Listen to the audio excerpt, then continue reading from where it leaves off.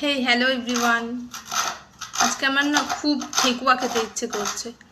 আর আমার কোনো বিহারি বন্ধু বা বান্ধবী তেমনভাবে নেই।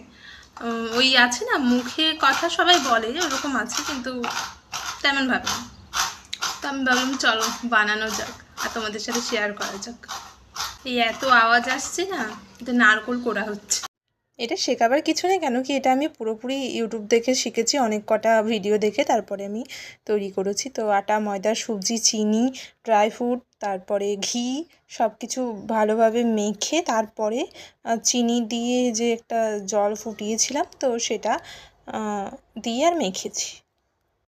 মানে মাখাটা এমন করতে হবে যাতে ওই পাতলা যেন না হয়, একটু শক্ত শক্ত। আর তারপর তেল দিয়ে দিয়ে এরকম বানাচ্ছিলাম, হচ্ছিল না, দিয়ে তারপর আবার ঝুড়িতে করেছি।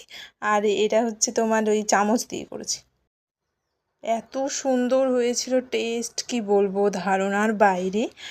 আর কি বলবো, খাওয়ার রিয়াকশান দেখে হয়তো একটু বুঝতে পারবে, তাই আমি একটু রিয়াকশান দিলাম। দারুণ হয়েছিল।